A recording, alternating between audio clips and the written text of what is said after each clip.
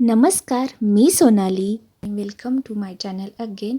आज मी एका ऐतिहासिक वारसा असलेल्या एका ठिकाणी भेट दिलेली आहे. डॉक्टर बाबासाहेब आंबेडकर यांचे निवासस्थान. हे निवासस्थान कुठे आहे? हे मावळ तालुक्यातील तळेगाव दाभाडे या ठिकाणी स्थित आहे. हे तुम्ही पाहू शकता. हे डॉक्टर बाबासाहेब आंबेडकर यांचे निवासस्थान आहे.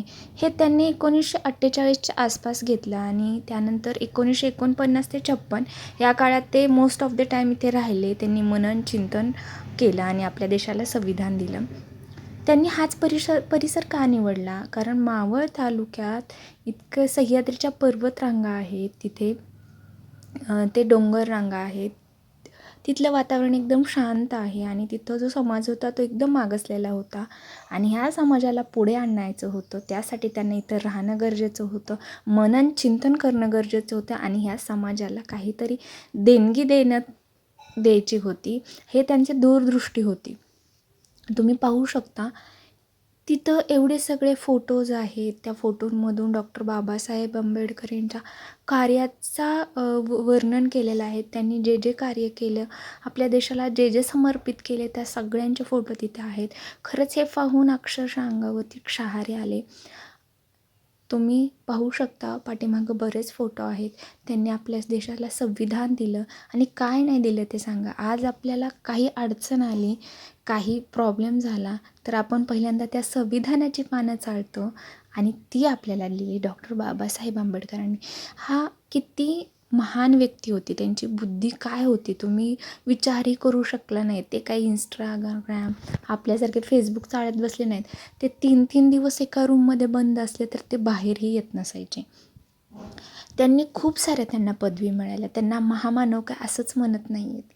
हे पाहू शकता पाठीमागं बरेच असे इतिहासातले सुंदर क्षण आहेत. ते ह्या फोटोंमध्ये टिपलेले आहेत आणि या फोटोंमध्ये कोण नाही ते सांगा.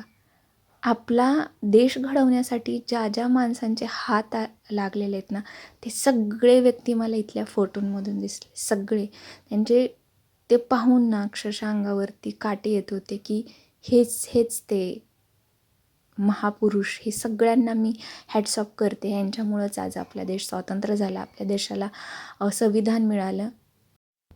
संविधान तर मिळालं, पण आज आपला देश इतका सुखी, आनंदी आहे ते या सगळ्यांमुळेच आहे असं मला वाटतं आणि स्पेशली त्यातल्या त्यात डॉक्टर बाबासाहेब आंबेडकर यांच्यामुळे. कारण त्यांची दूरदृष्टी हे तुम्ही आणि माझ्या विचारांच्या खूप पलीकडची होती असं मला वाटतं आणि माझ्या या विचारांबरोबर तुम्हीही तेवढेच रिलेट कराल असं मला वाटतं. त्यांनी त्यांचा ॲक्च्युली जन्म मध्य प्रदेशात झालेला होता, पण त्यांचं कार्यही महाराष्ट्रातच त्यांनी केले. त्यांनी MA केली, PhD केली, DSc केली, ती पण इकॉनॉमी आणि ते रुपयाचा प्रश्न या विषयावरती त्यांनी लंडन विद्यापीठातही त्यांनी ती केली, DSc केली होती. त्यांनी 14 तळ्याचा सत्याग्रह केला, काळाराम मंदिर सत्याग्रह केला, तिन्ही गोलमेज परिषदेत हजर होते, पुणे करार केला, समाज समता दल स्थापन केला, समाज समता संघटनेची स्थापना केली. त्यांचं हे सगळं त्यांनी केलं आणि पण त्यांचा एकच ब्रीदवाक्य होतं, शिका, संघटित व्हा आणि संघर्ष करा.